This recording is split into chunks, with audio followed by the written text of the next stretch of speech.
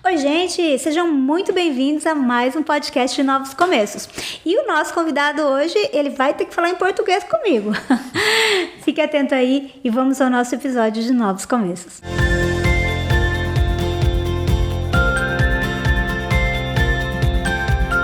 Pois é, vamos ver quem é nosso convidado de hoje. Caio Coelho, seja muito bem-vindo. Muito obrigada por estar aqui com a gente. Muito obrigado, pastora. Prazer. Muita honra estar aqui com vocês hoje. Eba! E eu falei, gente, que ele precisa falar com a gente em português, porque o Caio, ele é professor, né, de inglês, ele trabalha, já esteve nos Estados Unidos há muito tempo, e hoje a gente vai conhecer um pouquinho da história dele. Caio, nós normalmente começamos aqui contando um pouco da nossa história com Jesus. E eu queria saber, como é que foi o seu encontro com Jesus, ou como você foi encontrado por ele, afinal? Creio que eu fui encontrado por ele, né? Encontramos, né? Mais do que nós encontrarmos Deus, Deus que nos encontra, né? Sim. Pela graça dele. Eu posso dizer que eu sou, assim, convertido, eu conheço Jesus desde os 9 anos de idade, né? Porém, eu tive um encontro maior mesmo, uma mudança de vida aos 15, 16 anos, nessa faixa etária. Nós morávamos no Brasil na época, ali entre 95 e 96, né?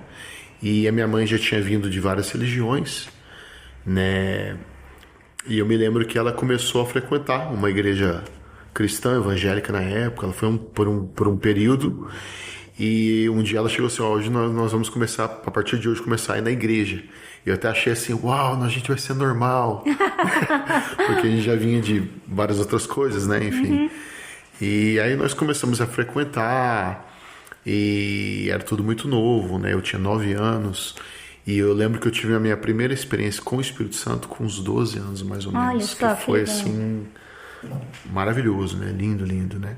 Vocês nem se conta aqui. Por favor, vai lá. Aí eu tava num grupo de crianças, né? De adolescente com 12 anos, a gente participava de acampamentos, teatro na igreja e tal. Era a igreja do Evangelho Quadrangular, na época, na minha cidade natal, Franca. E eu lembro que era um momento de oração, e a gente começou a sentir aquela presença, e eu senti como se fossem gotas caindo, assim, né, no meu pescoço, na minha cabeça, e era um lugar, assim, totalmente, né, seco, dentro de um quartinho, numa igreja, com as crianças e tal. E senti aquela presença, né? E é interessante que a nossa mente, né, eu, criança, eu achei que eu tava virando um super-herói, né? Nossa, eu estou virando um super-herói, né? Dos desenhos que a gente via, mas era aquele momento de oração, de entrega, de redenção, isso aos 12 anos, né? Mas aí eu vim ter um encontro maior depois dos 15 para os 16, já fora do Brasil, né? Você foi para os Estados Unidos mesmo e foi com quantos anos? Eu fui com 14 anos. Eu fui a primeira vez com 13, só que a gente foi para passar só um tempo, um período de férias, e a gente mudou para lá definitivamente com 14 anos. Eu tinha, né, na época.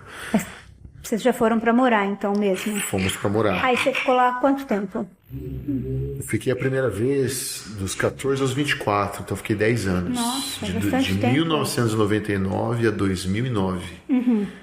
E aí, nesse período, como é que foi esse processo de ter esse encontro pessoal com o Senhor? Como é que aconteceu isso? Então, foi bem interessante, né? Nós mudamos em 99, e a minha tia já morava lá, fazia alguns anos, né? Minha tia, uns primos meus, e nós mudamos, e escola, vida nova, né? Uau, Estados Unidos, tudo novo, tudo começando. E a gente morava numa cidade chamada Port Charlotte. É até interessante porque a gente ia em várias igrejas americanas, e eu me lembro claramente disso, de ver assim o pessoal do louvor, os ministros, e ver um ministro, né, com teclado cantando, ministrando, né? E aquilo já acendia no meu coração. Uau, né? Como eu admirava aquilo, né? E anos depois isso veio acontecer na minha vida também. Mas foi com uns 15, 16 anos a gente mudou de Port Charlotte, na Flórida, nós mudamos para Tampa, né? Que é uma cidade bem maior, né? Super grande e tal, por conta de uma igreja brasileira, quando nós tínhamos amigos lá, né? A gente fez amizade com o pessoal, amigos o qual eu tenho contato até hoje, né? E a gente começou a frequentar os cultos, né? Jovens, aquele negócio, dança, teatro, música e tal. E eu lembro que foi num retiro não meio retiro, tipo um passeio assim. Lá tem parques, né, onde você faz barbecue, churrasco, e fazia encontros, né? Não era bem um retiro, mas um encontro das pessoas da igreja com convidados, e fizeram esse encontro. E eu lembro até de uma amiga chamada Emily. Hoje ela mora lá ainda. A Emily mora em Orlando, e ela começou a ministrar a palavra ali. Ela tem minha faixa etária, na época ela também tinha os seus 14, 15 anos, jovem.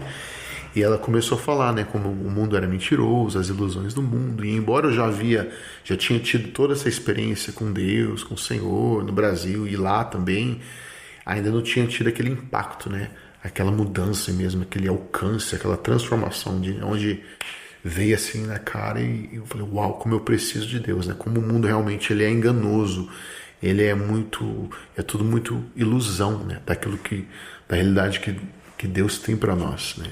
Aí foi onde começou esse processo de santidade, né? Com 16 anos eu tive muitas experiências com Deus, né?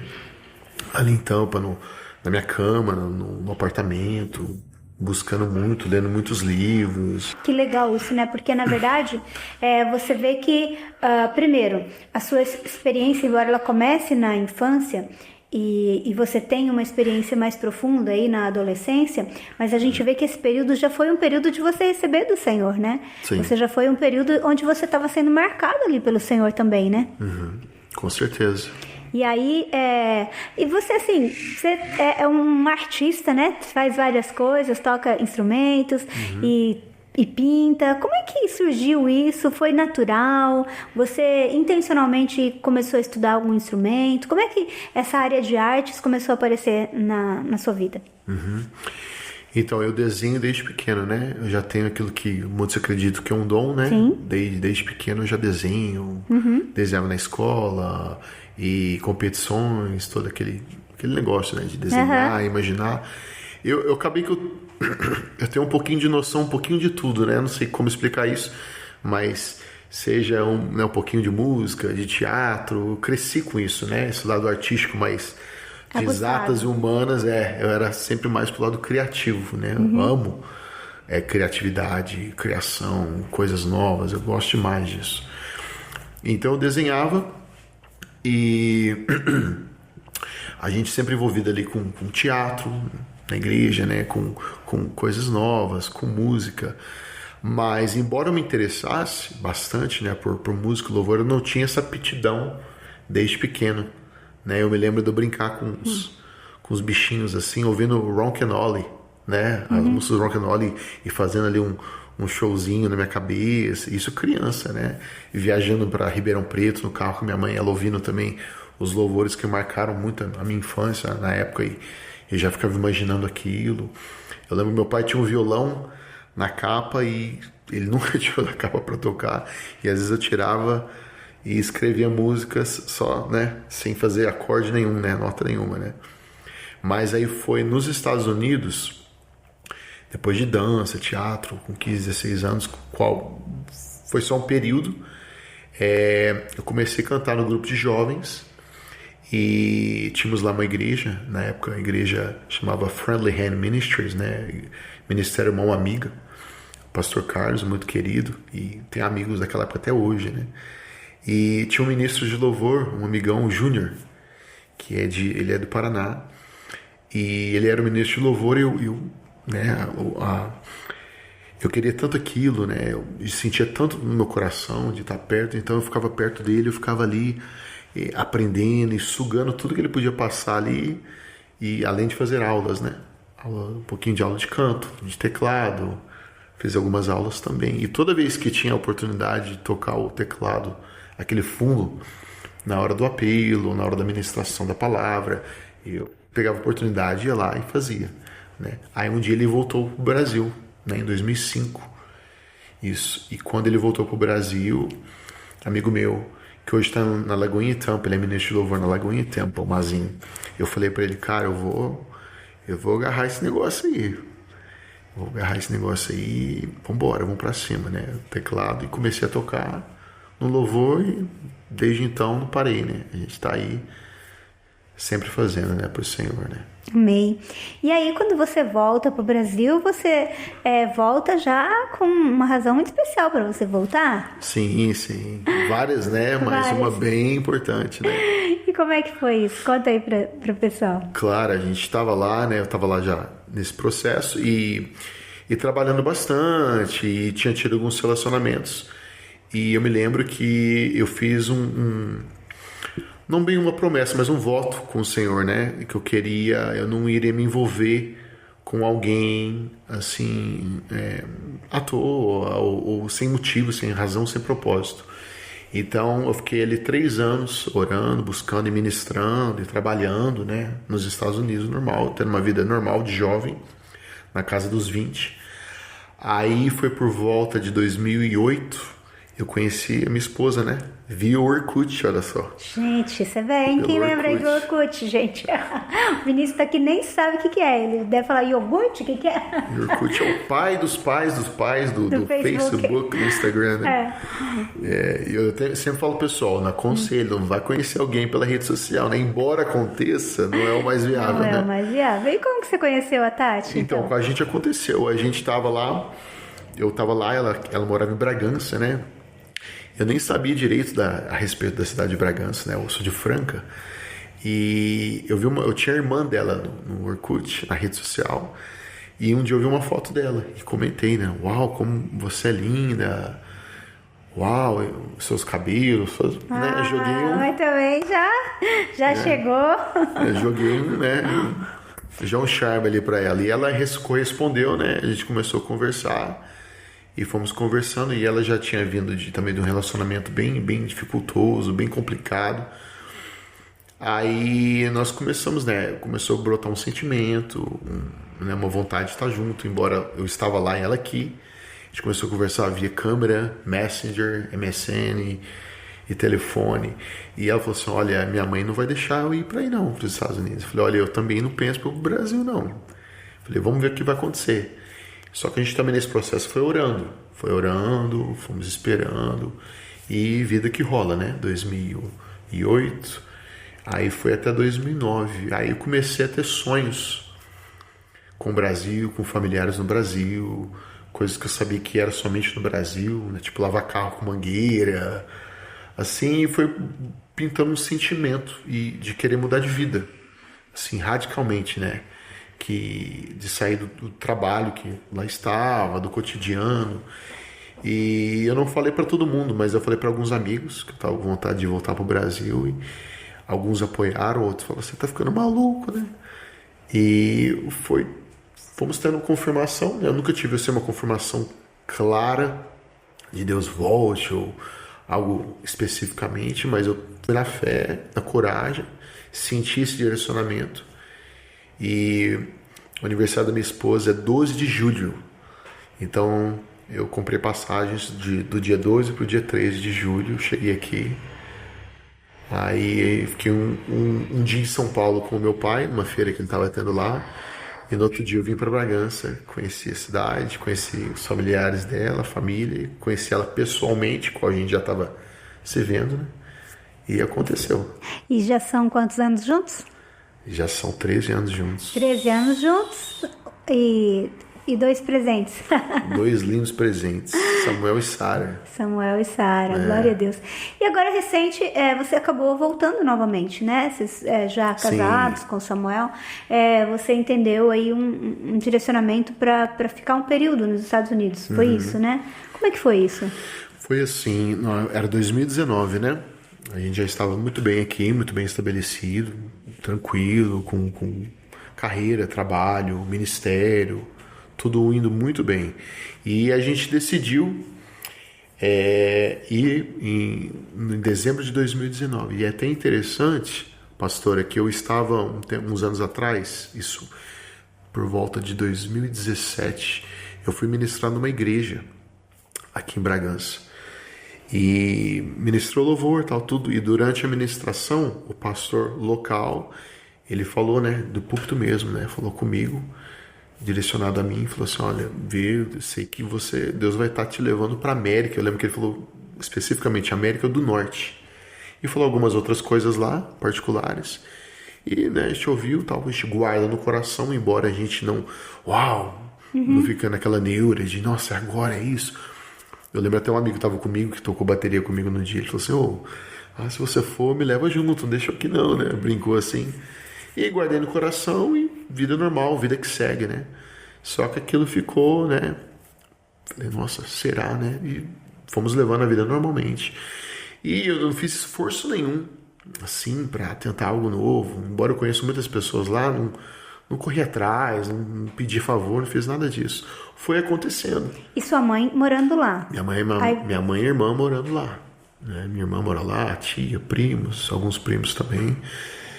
E só que a gente foi, tirou o visto, nós fizemos a nossa parte, né? Tirei o visto, corri atrás dos documentos, fomos preparando, mas sem muita pressa, sem loucura, sem ansiedade, muito tranquilo.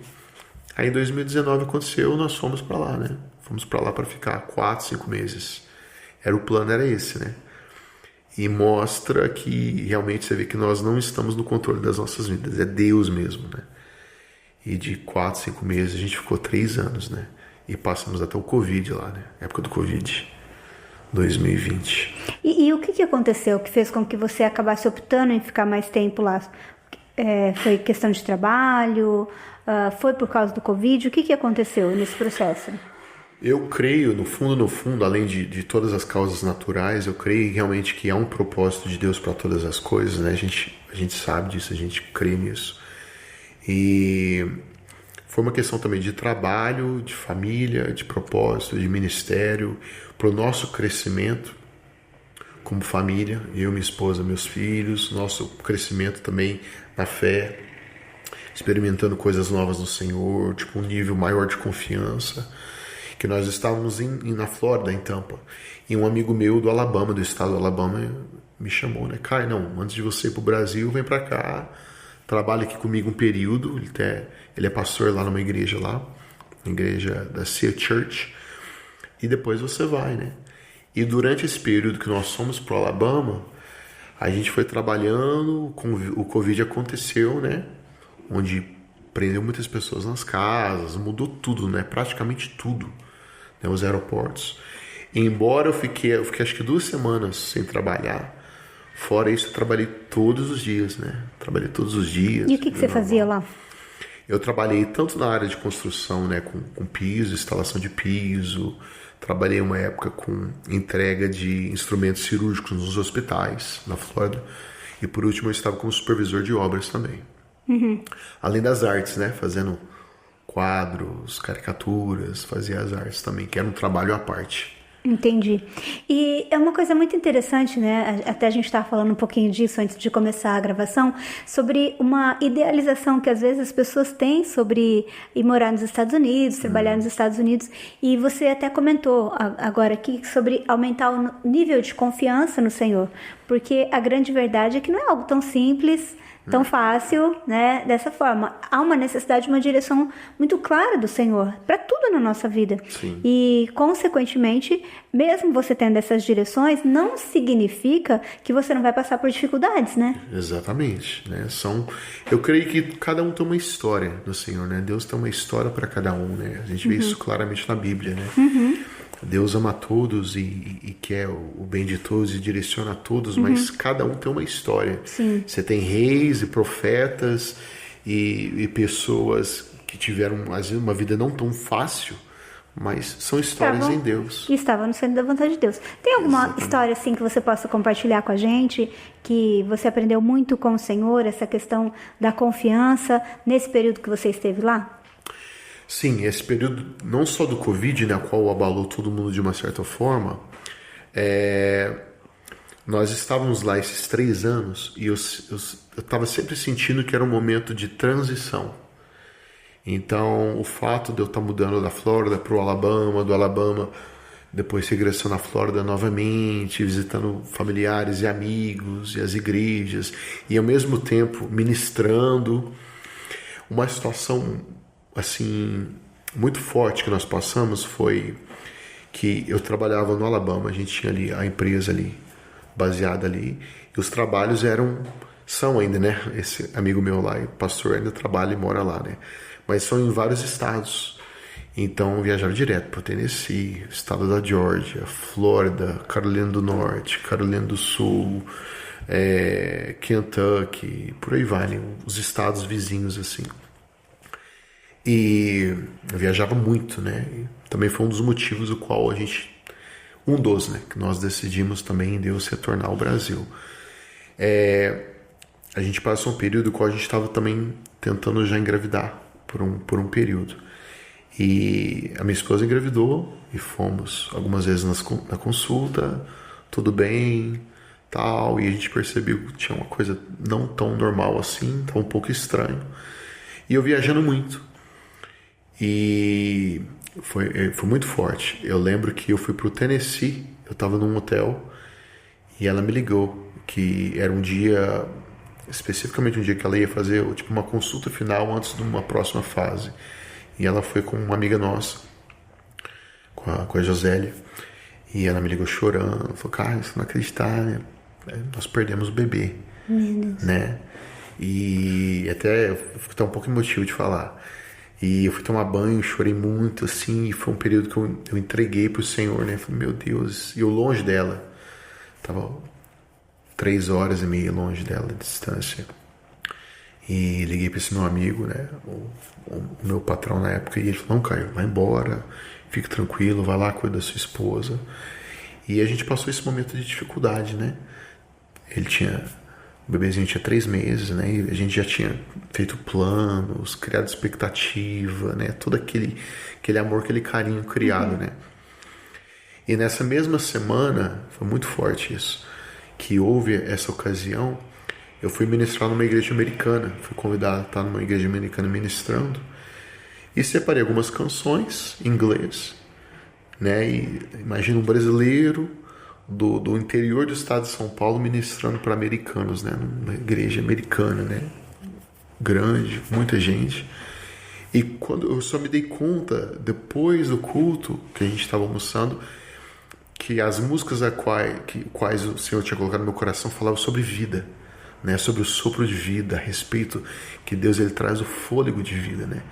Então naquele mesmo período que nós perdemos algo, né, entre aspas, porque é do Senhor, né, o qual se fala de morte, Deus traz vida, né, para tantas pessoas. Eu estava ministrando em Deus vida às pessoas. Glória foi a Deus. muito forte. Amém.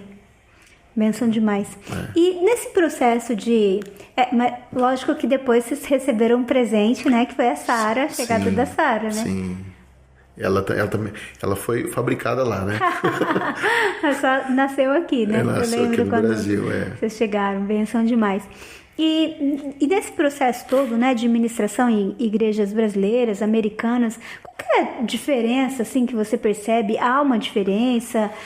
Como que você percebeu isso nesse momento que você estava lá? Muita gente acha que o americano, né, tem opiniões e opiniões, né? Acho que o americano é mais seco, é mais frio, né? Eu diria que ele é mais reservado. Ele é muito educado, né? Eu conheço muitos americanos, conheço várias pessoas, né, do mundo assim, né, no mundo todo, né?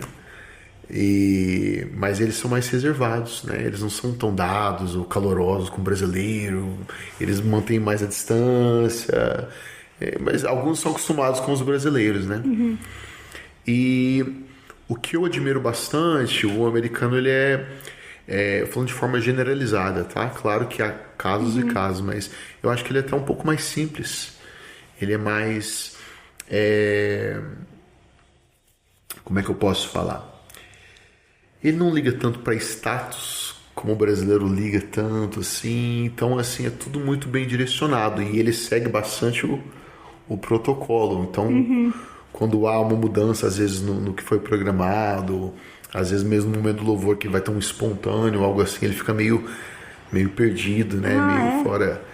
Nossa, saiu daquilo que a gente havia programado e fica um pouquinho assustado, né? Com isso, o brasileiro já está mais acostumado com a espontaneidade, né?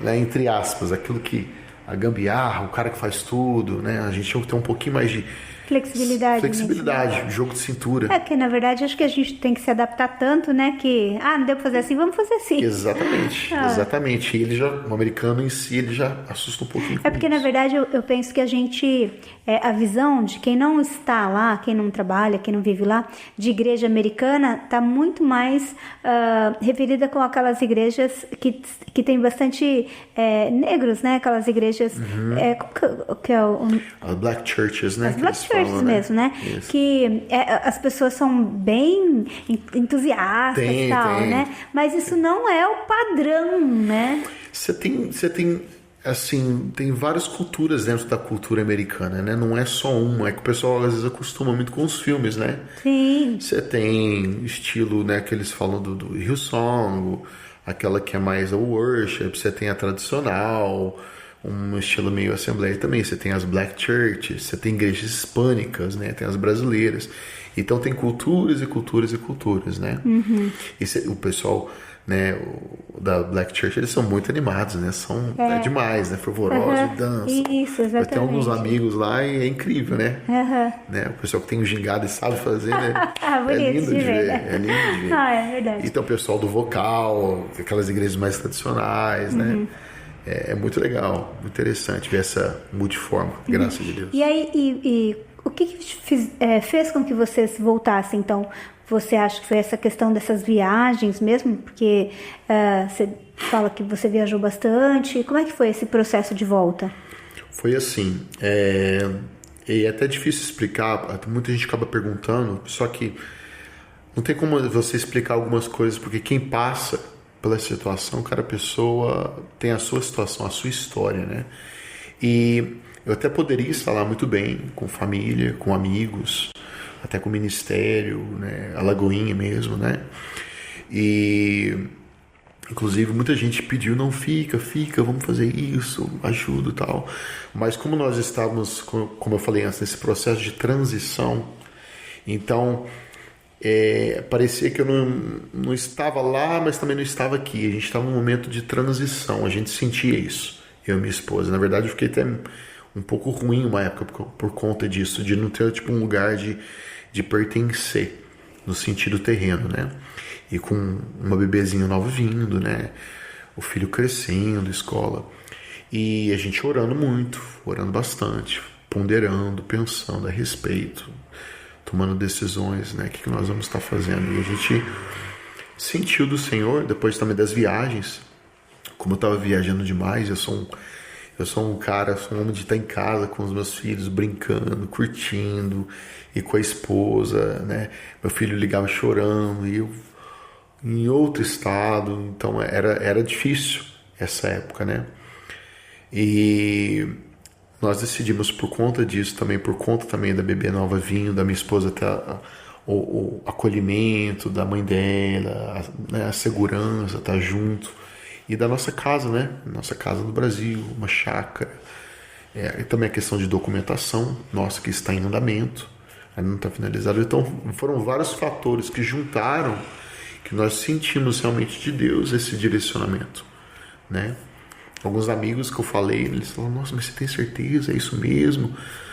Cara, é isso mesmo que a gente sente, que a gente imagina, que Deus está nos direcionando, e hoje a gente tem essa plena certeza, né? Que nós tomamos a decisão certa. Isso é tão importante, né? Independente de qualquer coisa. Às vezes a gente tem à nossa frente, como Ló mesmo, né? Ló e Abraão, a gente percebe que Ló, ele olha para aquilo que é aparentemente melhor.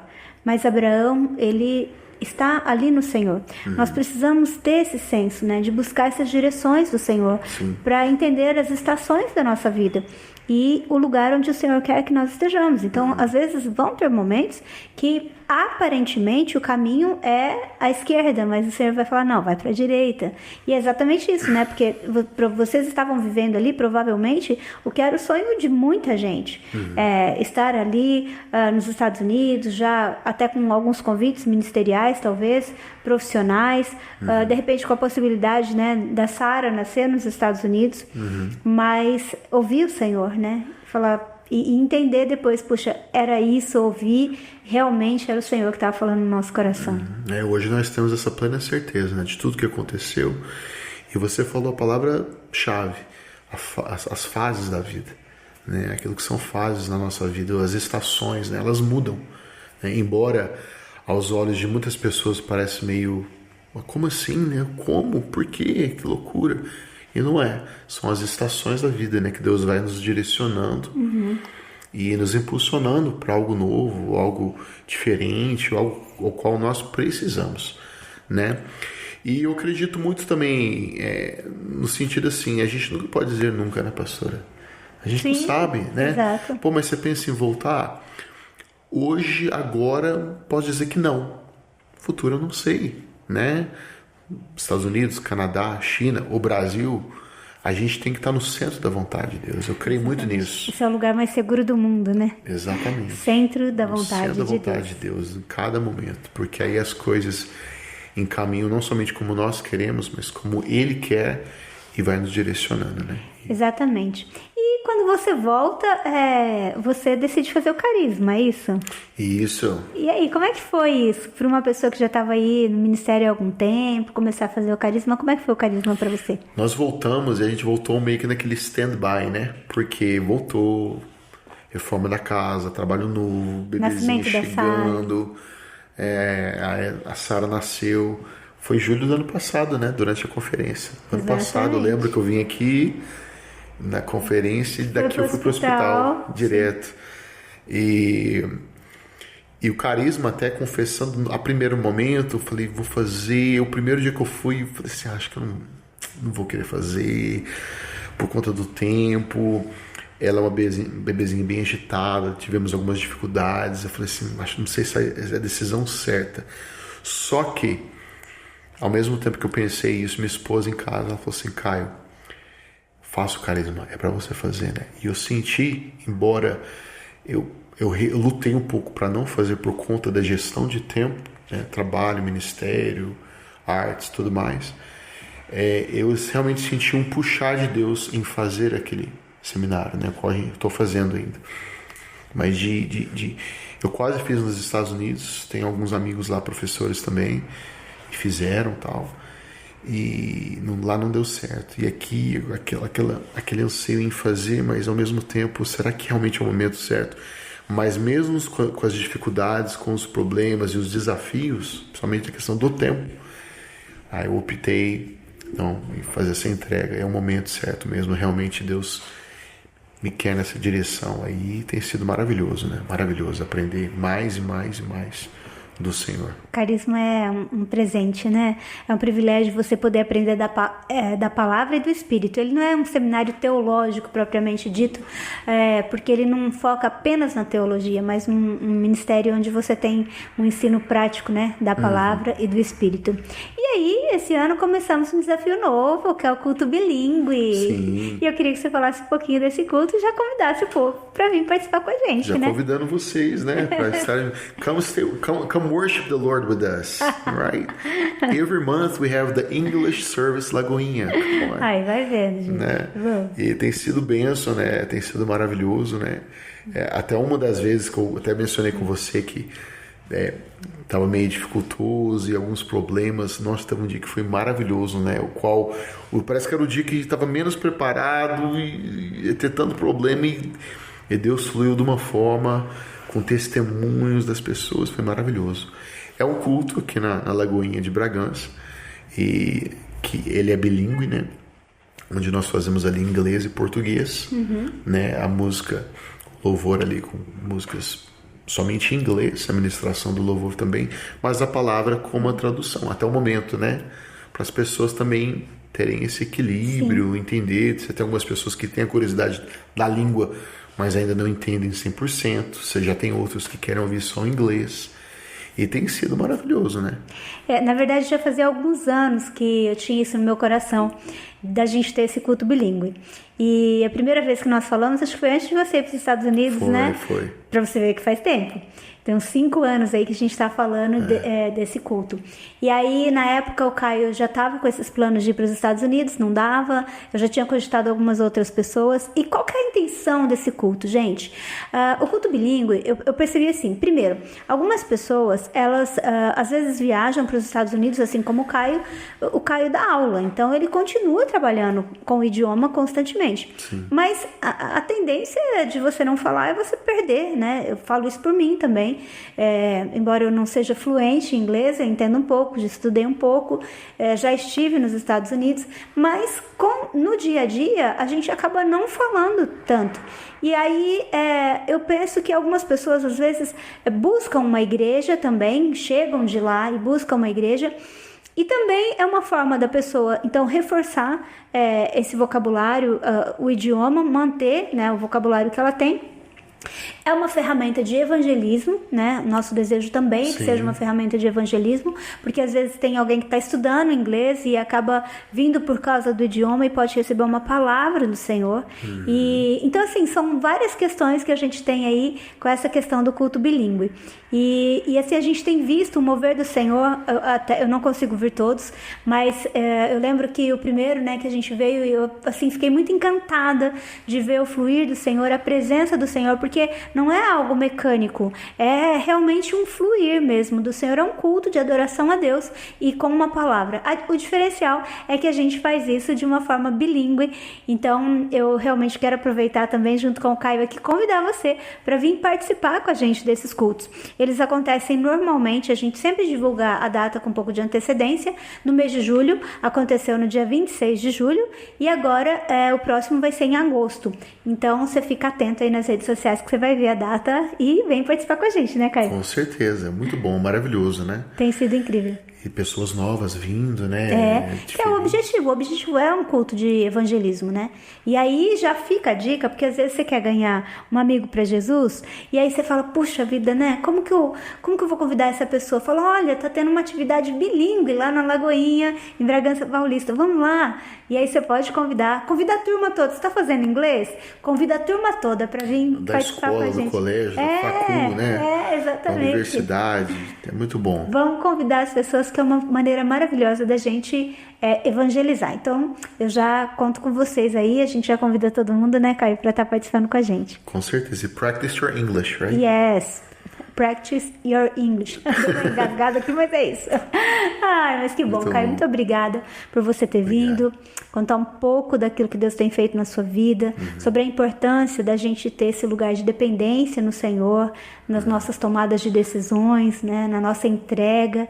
E eu penso o quanto isso é relevante, um assunto porque nós devemos estar constantemente nos lembrando, né? Algo que nós precisamos trazer para a nossa vida o tempo todo, essa dependência, esse lugar em Deus para a gente ouvir as direções que o Senhor tem para nos dar. E que o Senhor continue dando essas direções para você, né? Para Tati, super preciosa, que estão aí com a gente já há alguns anos, né? E certamente vamos estar construindo muitas coisas juntos em nome de Jesus. Amém, com certeza. Amém, muito obrigado. Deus abençoe, viu? E você já sabe, né? Aproveita e compartilha esse vídeo aí com o máximo de pessoas que você puder. A gente compartilha tanta coisa, né? Vamos compartilhar uma palavra aqui, um vídeo que vai inspirar, que vai gerar fé no coração das pessoas e levar essas pessoas para um nível de dependência do Senhor. Eu aguardo você no nosso próximo podcast de Novos Começos.